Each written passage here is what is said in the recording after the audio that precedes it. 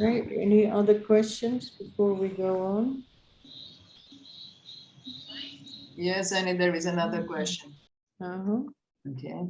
I'm going to talk in Portuguese. There is a small explanation. Then I will do in English.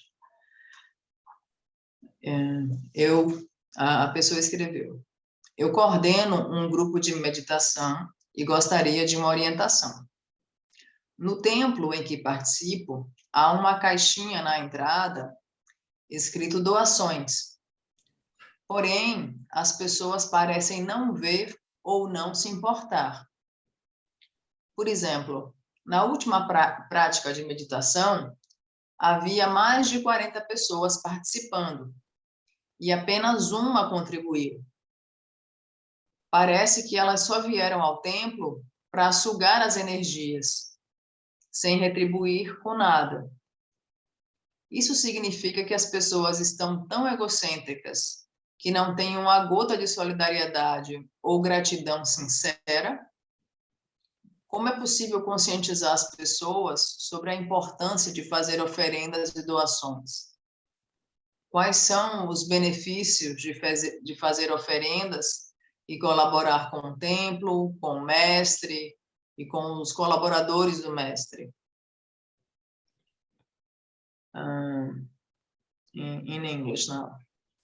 I run a meditation group and I would like some guidance. In the temple I attend, there is a box at the entrance that says donations. But people don't seem to see or care. For example, in the last meditation practice, there were more than 40 people and only one contributed. It seems that they only came to the temple to suck the energies without giving anything back.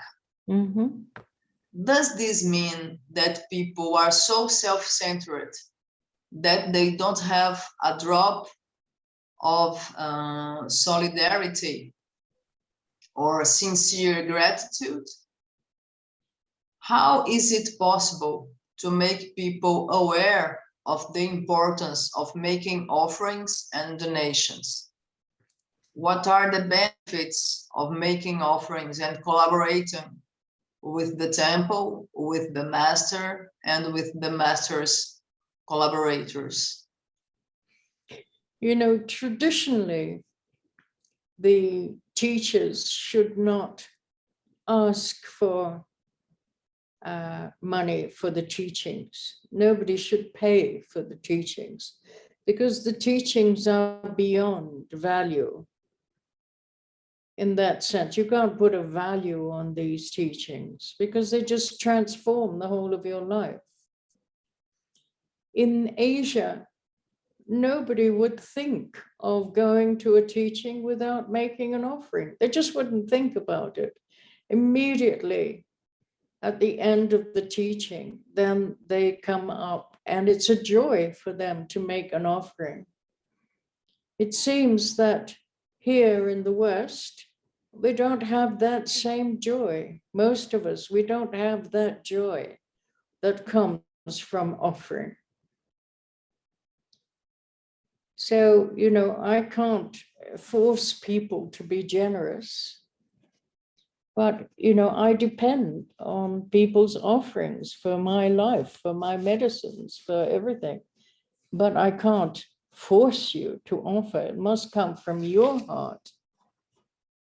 The same as I give you spiritual food, then you need to be able to offer to me all the physical kind of needs that I might have, and I give you the spiritual needs that you might have. It's an exchange. It's a shame that people don't value the teachings in that way. Very difficult to introduce people to this kind of generosity. It doesn't matter how much it is, but something to be able to help the Lama's activities, or to help keep the temple going or the center going. It's so hard to find a way to support the activities that I'm trying to develop. It's really, really hard. Many times I think I have to give up because people just don't contribute to the activity, or very few people contribute. But that's up to the individual. It does show that your heart is quite tight, that you don't see the value to offer. I think it's wonderful to offer. I would never go to a teaching unless I could offer something. It doesn't matter what it is, but something I would offer.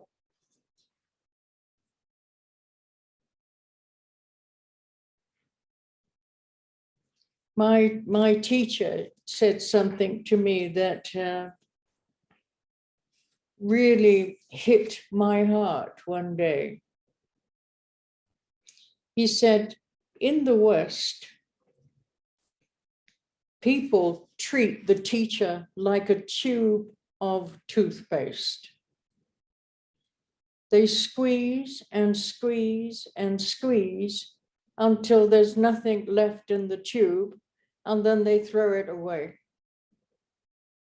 Now, that was so painful for me to hear. But in many cases, it's true. Yeah. We only want to take, we don't want to give. So there's no exchange going on. This exchange is so important. But you can't force another person to see the importance of generosity, to see how it helps our heart to open so that we can receive the teachings in a positive way. We can not only benefit our own life, but also the lives of others.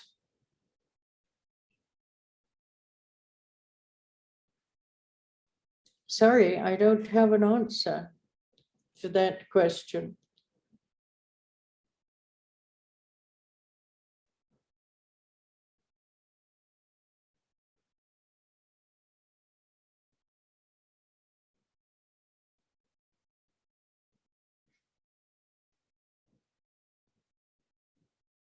Some people are very generous, and other people, they find it so hard to be able to give even 1 centavo. 10 reais, a flower. They find it so hard.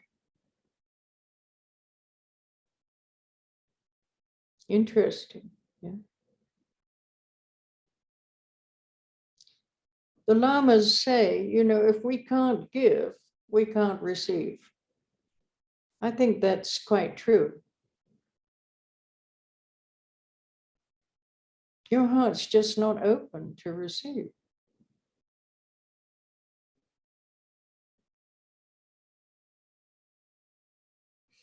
In that text that I just mentioned on Tonglen, then it gives you a method to try and develop generosity.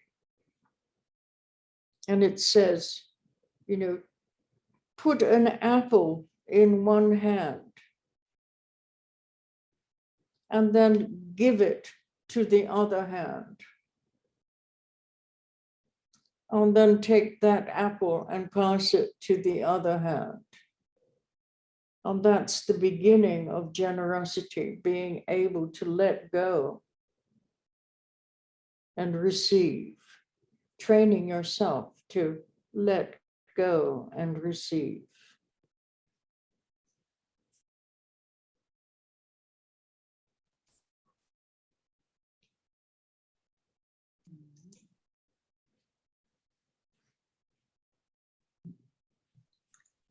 Tradicionalmente, o professor, ele não pede dinheiro para os alunos, porque os ensinamentos, eles não têm valor, eles não são mensuráveis. Não dá para dizer, isso vale tanto.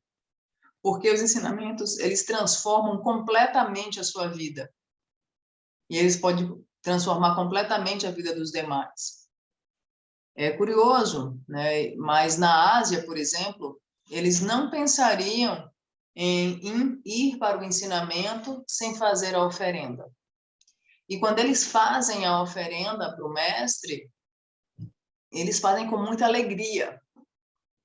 Só que no Ocidente, parece não haver essa alegria que vem de fazer a oferenda. Então, eu não posso forçar as pessoas a fazerem a oferenda.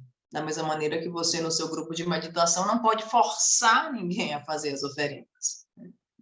Só que eu dependo das oferendas para viver.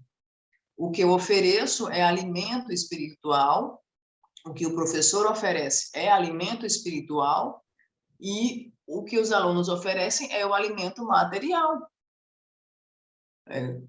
Porque eu tenho os gastos com remédios, com alimentação, com combustível, os gastos com a própria construção do templo. E é uma pena que as pessoas não valorizem os ensinamentos desse modo.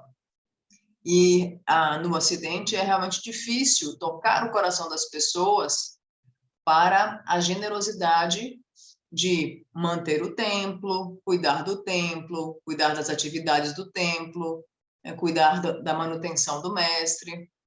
É muito difícil criar essa consciência nas pessoas.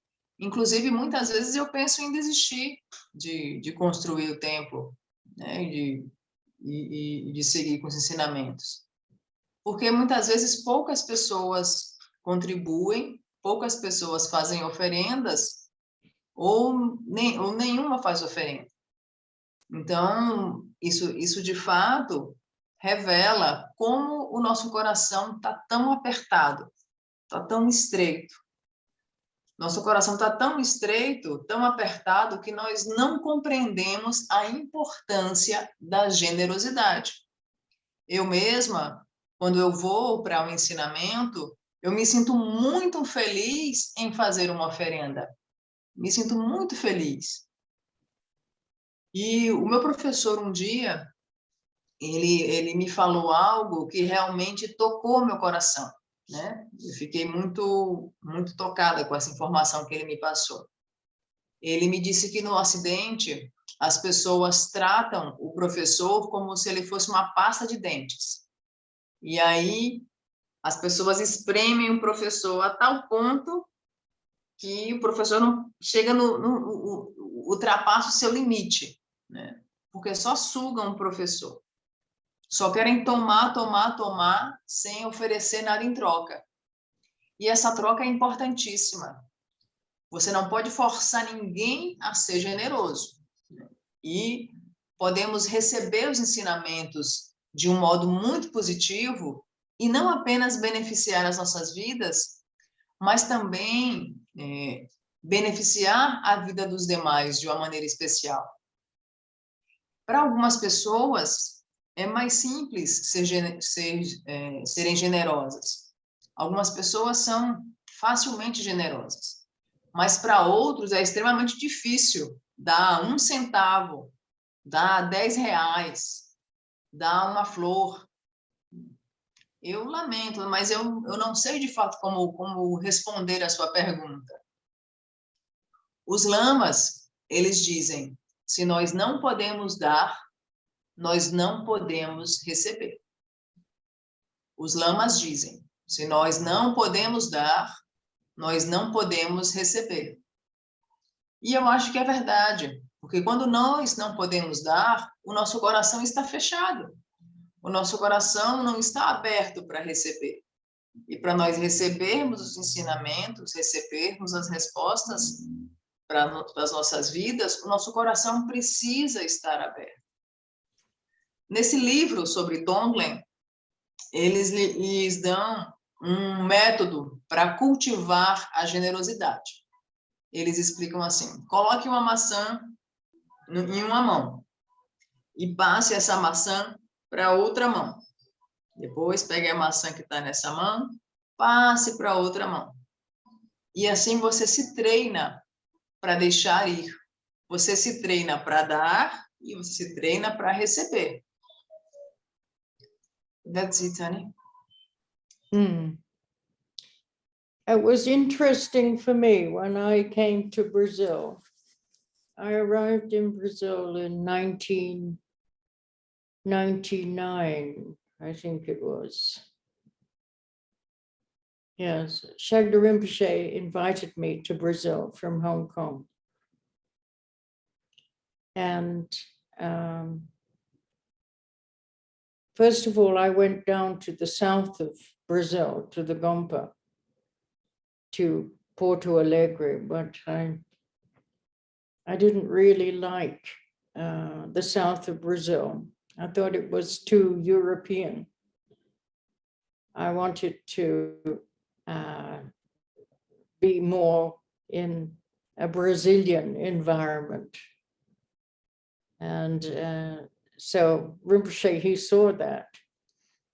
He saw that I didn't particularly like the South. So he said to me, oh, I think you'll probably be better if you come back, if you want to come back to Brazil and live in Brazil. It's better you live in Maceió. And so that's what I did. I went back to Hong Kong to get a long visa. And then I came back down the south, and Rinpoche sent me up to Maceió to live there. But what was interesting for me was that Rinpoche used to charge for the teachings. He asked people to charge for the teachings in Brazil. He never, ever did that in Asia at all. I was quite shocked. Pay for the teachings? Why? And then he said it will help people to be generous. And I understood that, yeah. So that he could build that wonderful Gompa down in the south. Because without generosity, how could he build that Gompa? It's like me trying to build a retreat center in Minas Gerais. I don't have the money to build the retreat center. Don't have the money for the salaries, for the materials. And then when people come and stay there, then they wonder why there isn't a nice place to stay here. She hasn't done much since she's been here. Why is that? Because I just haven't had the conditions. People haven't made offerings so that I could buy the materials, that I could pay for people to work there. It's very expensive to pay for all the conditions to make a center or to make a Gompa. Very, very expensive. And especially now with COVID, I can't even go around and teach anywhere because we're not supposed to meet together. So then hard to raise the funds to do any kind of activity at the moment. But I thought that was interesting. You know, Rinpoche never took 1 centavo or 1 Hong Kong dollar when I used to travel around the world with Rinpoche. Never, ever took any money because people would offer all the time. At the end of the teachings, the beginning of the teachings, always offering.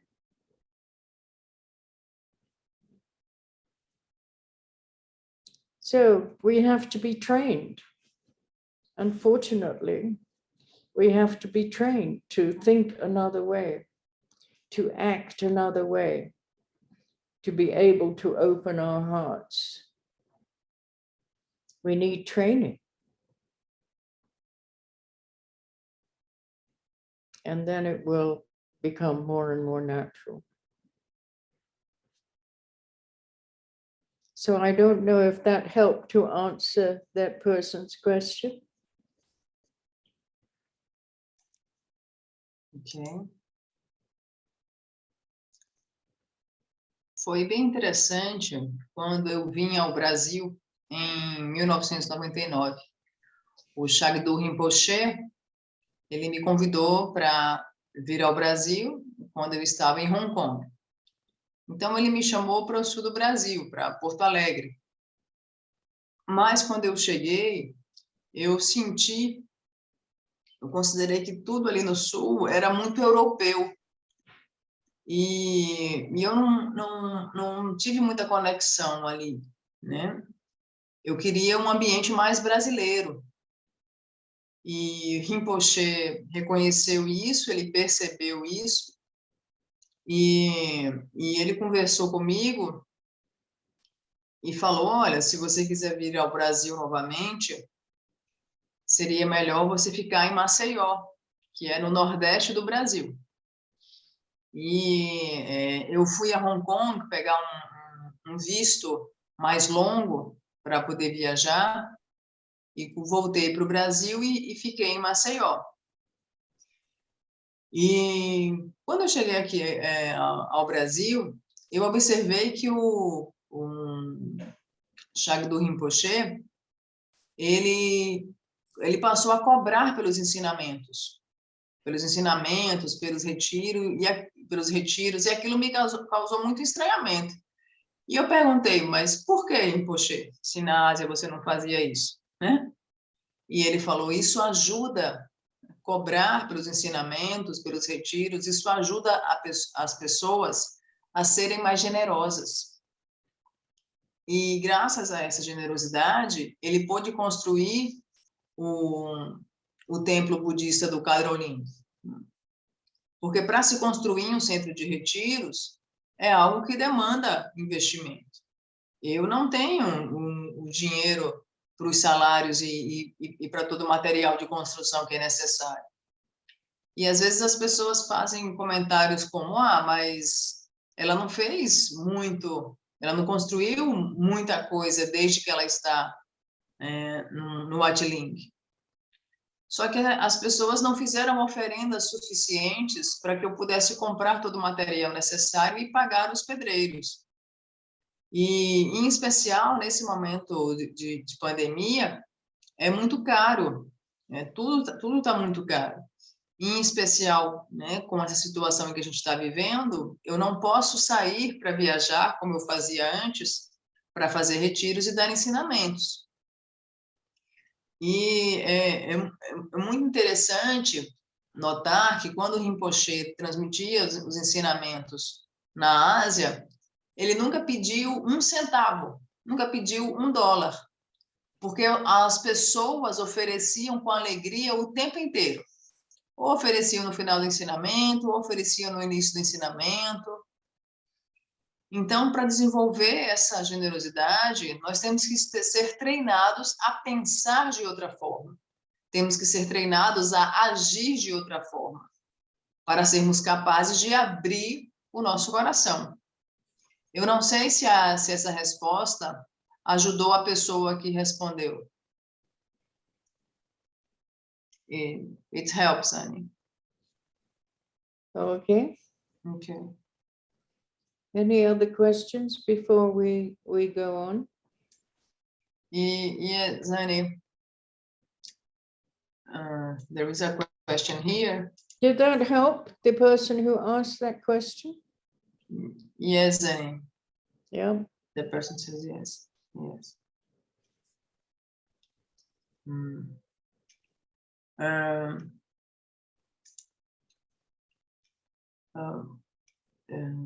Now another question, Annie, is Annie,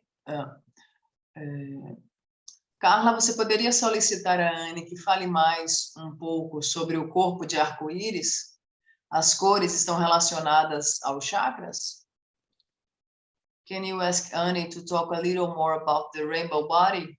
Are the colors related to the chakras? No, that's a very advanced topic. Mm-hmm. I can't talk about the rainbow body because nobody's done any practice. In order to be able to talk about the rainbow body, one is supposed to have done quite a bit of practice beforehand.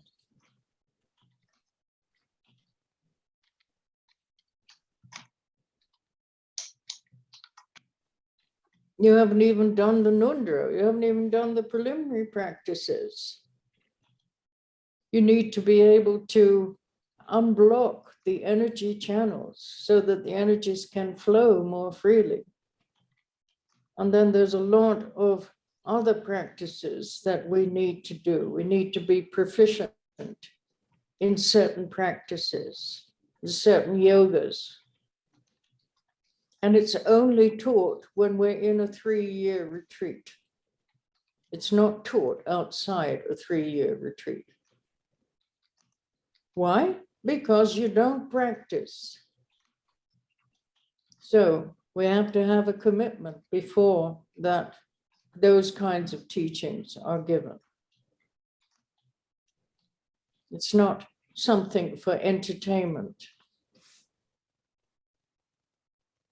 They're very secret teachings.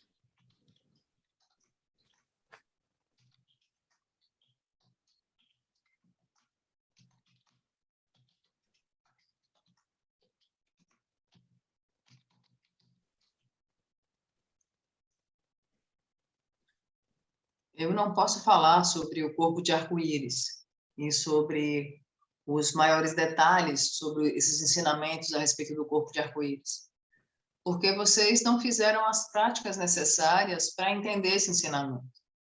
Vocês ainda não fizeram o nondro, vocês não fizeram as práticas preliminares, de maneira que para que a gente possa compreender os ensinamentos sobre o corpo de arco-íris, nós temos que ser proficientes em certas práticas e yogas. E esse ensinamento, ele só nos é ensinado quando nós fazemos o retiro de 3 anos. Porque nós temos que fazer um compromisso antes de que esses ensinamentos nos sejam ensinados. São ensinamentos muito profundos, muito secretos. Então, por isso que eu não vou abordar esse tema no momento. That's it, Tani. Yes, people want to know the most difficult teachings before they even know the most simple teachings. Yeah?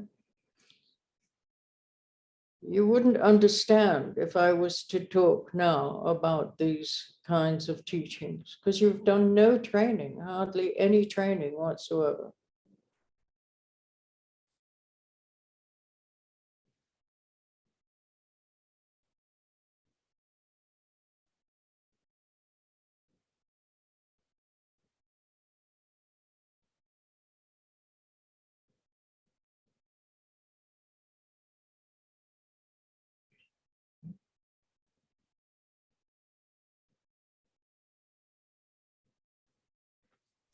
You can ask any teacher, and that would probably be the same answer from any teacher. First of all, you do preliminary practices, then you do other types of practices, and then when you're ready, then you can receive those teachings. Otherwise, it's useless. What's the use of just giving you more information?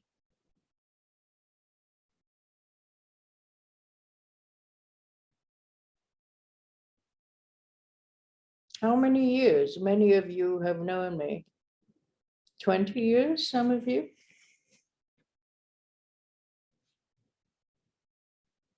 Or more?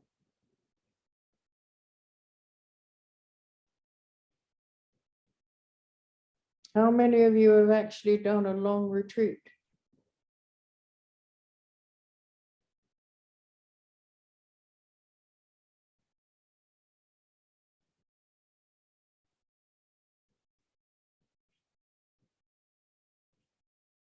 You want to play guitar? Well, if you want to play guitar, you need a good teacher.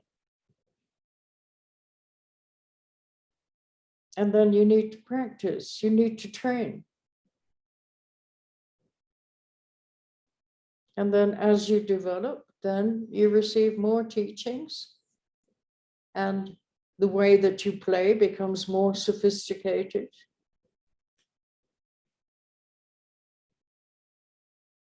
Otherwise, you can't go, from not knowing how to play the guitar to being the best guitarist in the world.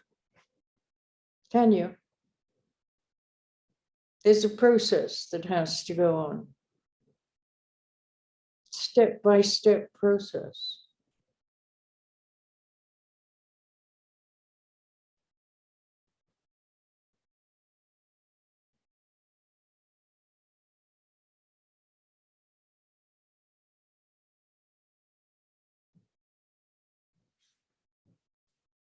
Any profession. Many of you have a profession, or you've trained in a certain profession. How many years did you train in that particular profession to be able to get a job, to be respected in your particular profession, to get a salary?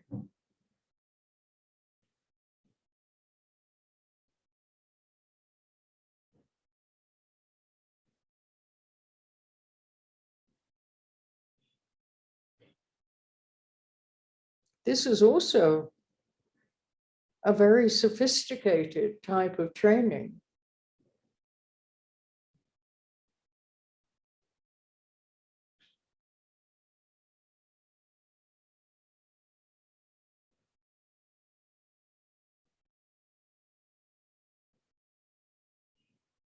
I'm sure with the training that you've received in your own personal professions, you would never be able to realize rainbow body.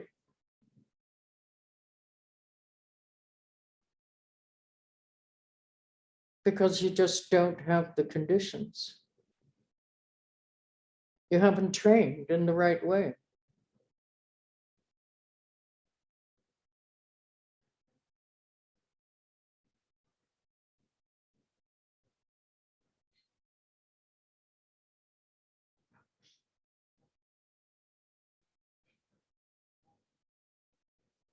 Okay, Karen.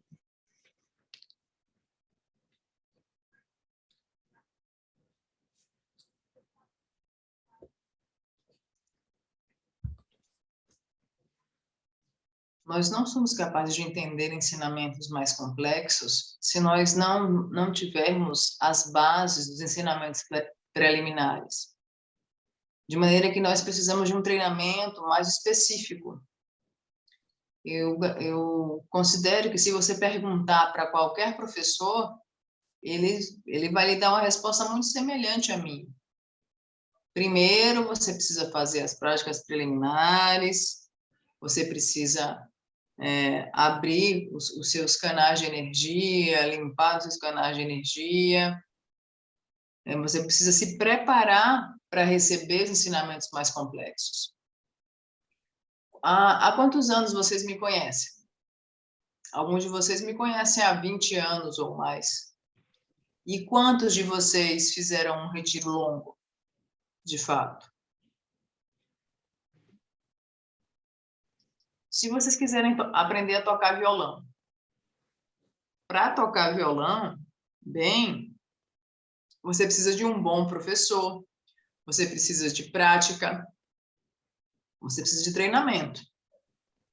E quando você, depois que você tiver passado por um determinado treinamento, aí sim você pode receber ensinamentos mais sofisticados, mais elaborados para tocar o violão. Porque você não pode simplesmente se tornar o melhor guitarrista do mundo sem o devido treinamento. É um processo, demanda paciência, é passo a passo, passo a passo. Reflitam a respeito das suas profissões. Qualquer profissão que vocês Tenho. Vocês se treinaram em uma certa profissão. Por quantos anos vocês se treinaram para que vocês pudessem fazer o trabalho de vocês hoje?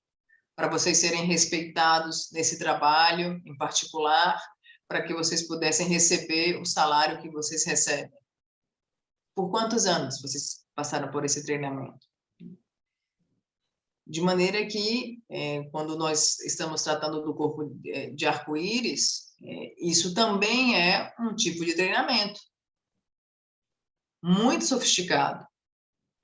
E eu estou certa de que o treinamento que vocês têm em seus trabalhos, por mais que vocês tenham, né, se dedicado longos anos a eles, só com esse treinamento, vocês não seriam capazes de realizar o corpo de arco-íris, porque vocês ainda não têm as condições necessárias.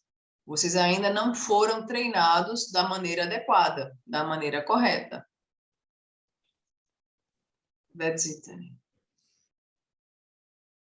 And if anybody has any questions, we'll have a few questions. Alguém gostaria de fazer alguma pergunta?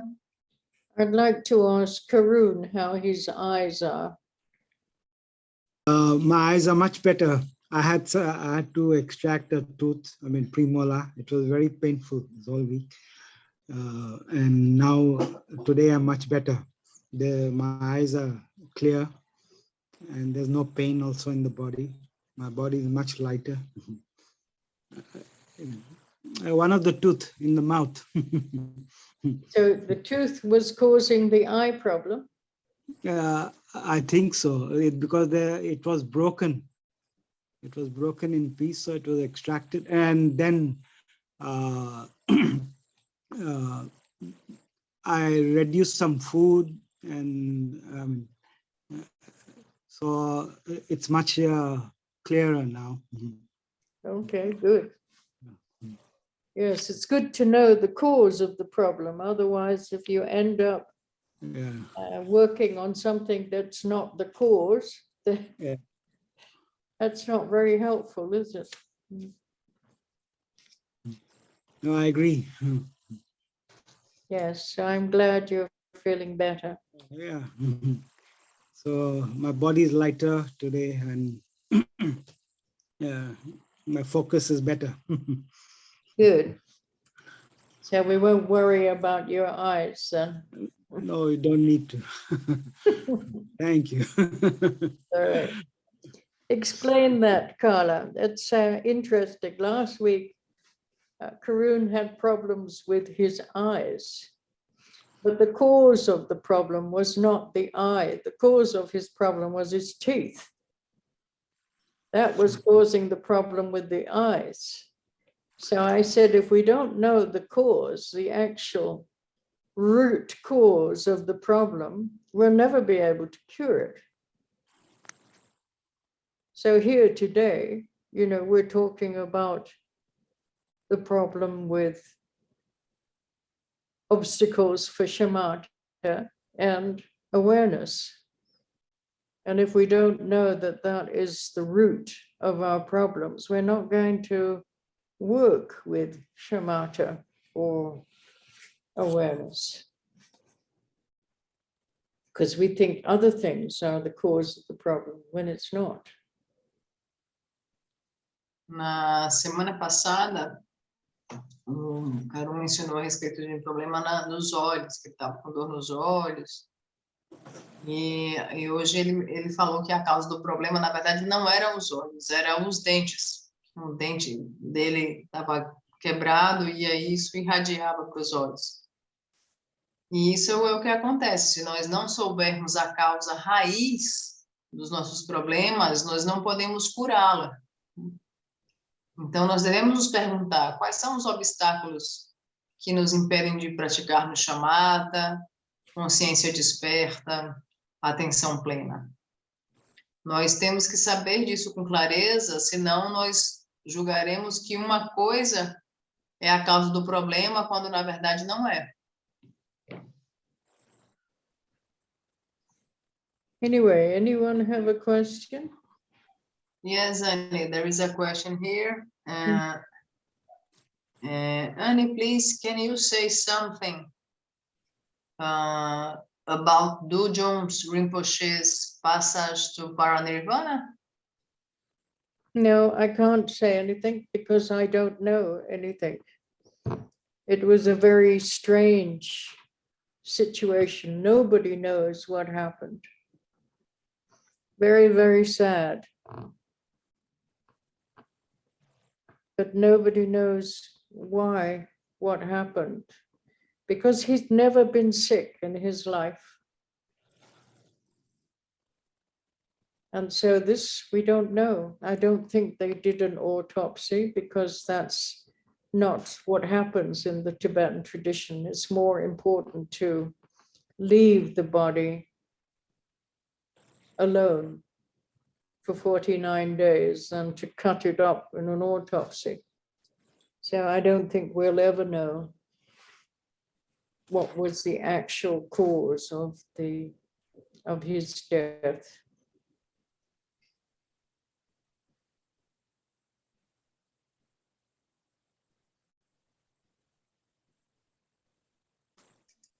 Eu não posso fazer nenhum tipo de comentário a respeito da passagem do Paranirvana de Dujun Rinpoche, porque foi uma situação muito estranha, muito peculiar. Ninguém, na verdade, sabe o que aconteceu, ninguém sabe o que ocorreu. Ele nunca tinha ficado doente a vida inteira dele. E eu acredito que eles não devem ter feito uma autópsia, porque no Tibete se recomenda não tocar o corpo por 49 dias. Então, talvez seja algo que nós não vamos saber. That's it. Yes, it's not important to know how he died once he's died. Now it's important for us to pray that he will come back soon.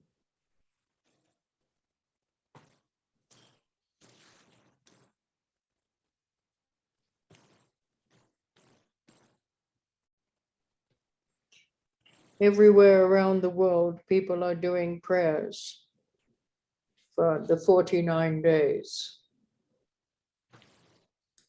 Many monasteries are doing Vajrasattva. Usually when a lama dies, then we all do Vajrasattva, a special form of Vajrasattva.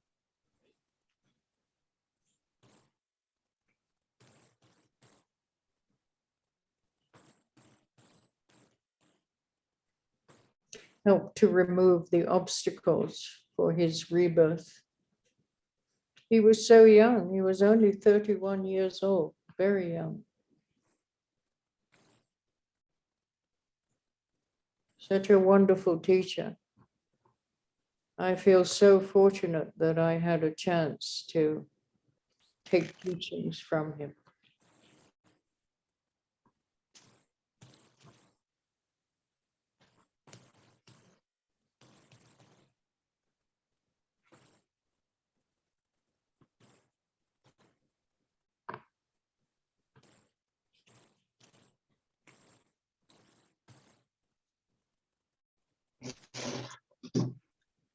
Agora não é importante saber de que ele morreu. Agora o mais importante é nós rezarmos para que ele volte logo.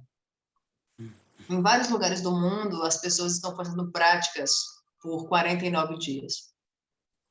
Geralmente, quando o lama morre, fazemos uma forma especial da prática de Vajrasattva para remover os obstáculos para o seu renascimento. E ele só tinha 31 anos, e ele era um professor maravilhoso. E eu me sinto muito afortunada por ter recebido ensinamentos dele. That's it. Anyone have any other questions? Alguém mais gostaria de fazer uma pergunta? Annie, yes, one question.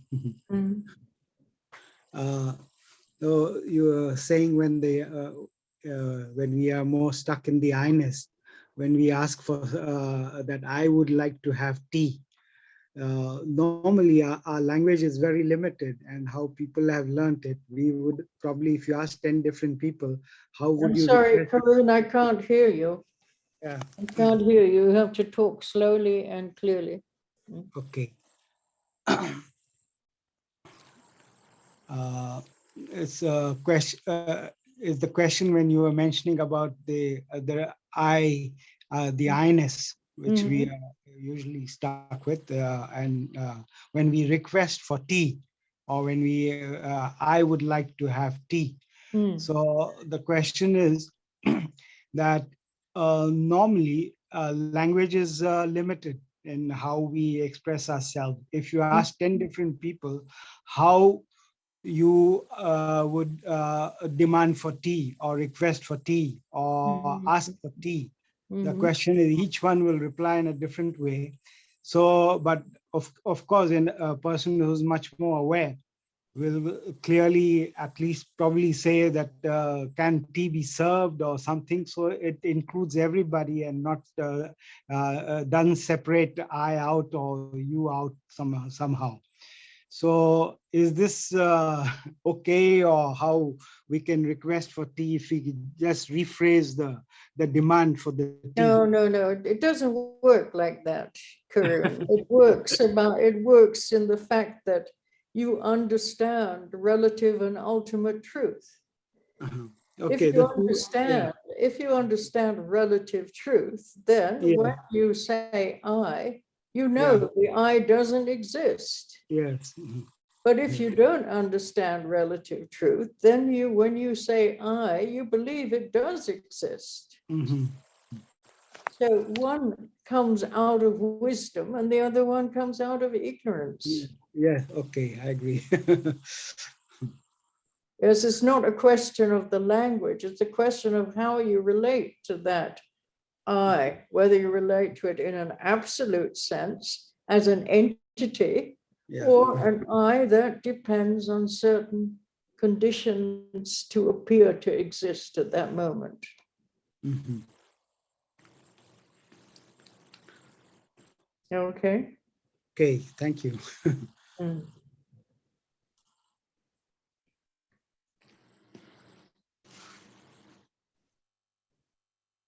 Quer fazer a pergunta em português, Carol?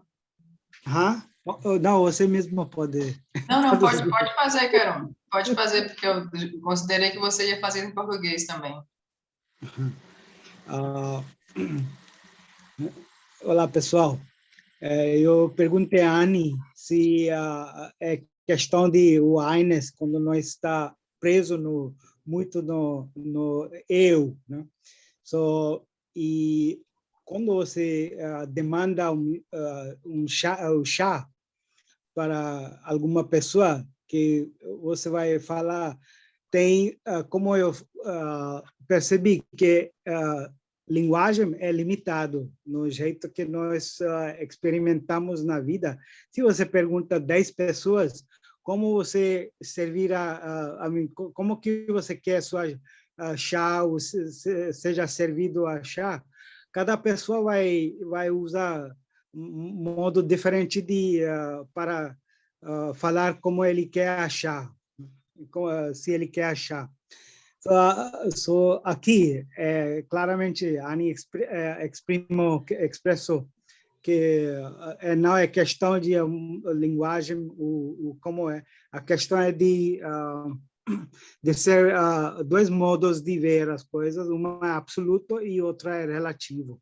So, quando nós estamos nesta, uma maneira de ignorância, uma maneira de ser conhecer, ok? Você sabe já. So, de que lado você fala? Se você identifica como o seu lado de maneira relativa, isso é limitado. E se você entende que vem do lado absoluto, a resposta, você pode discernir as duas coisas e não ficar agarrado no I, mas você pode usar na linguagem, mas está tranquilo. Eu espero que... Not clear enough, Karun. Yeah, I've confused it, probably. Not clear enough. No, The when I Portuguese said, not so, yeah. you know, it depends on our realization, Mhm. whether we have realized both the ultimate truth, the unconditioned truth, and the conditioned truth, which is what we call the relative truth, relative to certain conditions, then that I appears to exist. But if we say I, and we believe there's an entity independent of all conditions, it's just I exist, then that is ignorance. That is totally untrue. And so you just recreate that same ignorance again and again, that same habit of identifying with something that you don't even understand what you're identifying with. So you have to realize the absolute nature and the relative nature in order to be able to use I and understand that it's totally relative.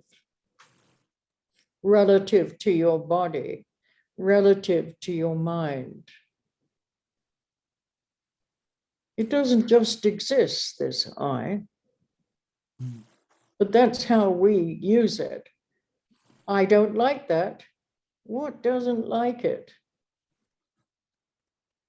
I don't like you. What doesn't like you?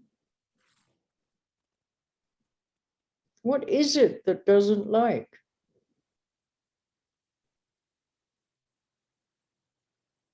That's what we're not clear of, and that's why we perpetuate our ignorance.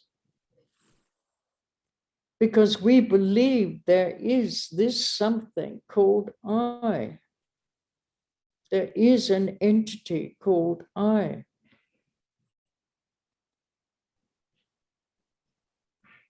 We keep coming back to it.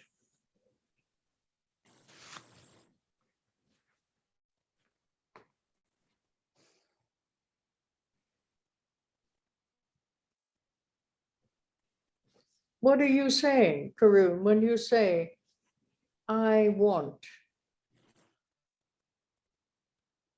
You're reinforcing your identification and your existence. Where is this I that wants? We haven't discovered it. It's non-existent that you say, because Yes, but that's non-existent, but to you, it's existent, isn't it? no. For example, when I was born, after a few days, I was given the name Karun. So the name that I've invested in is all the conditions that was given from the name, from the conditions that I know that's all your intellectual stuff. I'm not talking about that. I'm talking about now. Yeah. Now, when you say, I want that, or I don't want that, I like that, or I don't like that, you're still using that, and you're fixating on that I, aren't you?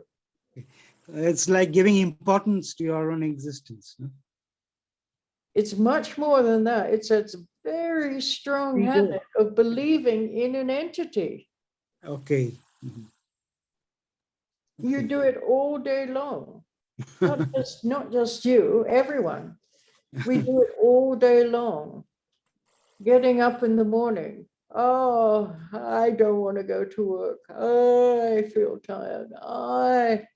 I'm hungry. Endless. Yeah. It becomes a pattern, habit pattern. It's a complete habitual tendency that is so strong. And that's why we have to work on it. That's why we have to practice. Otherwise, we'll never loosen that habit of the way we identify ourselves. No other way than to practice. even in your dreams, Karun. Mhm.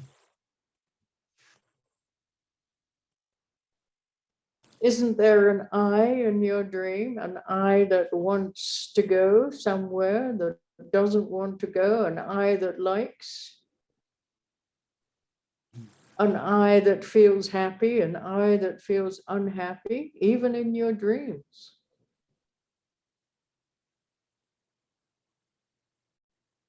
Very strong habit.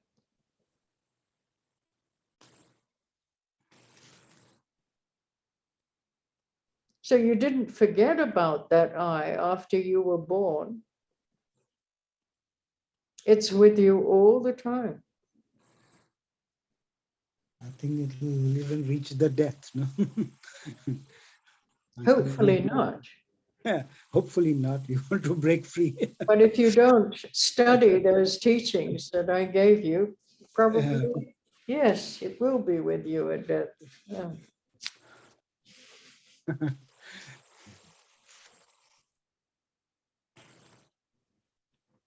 All right. So everyone,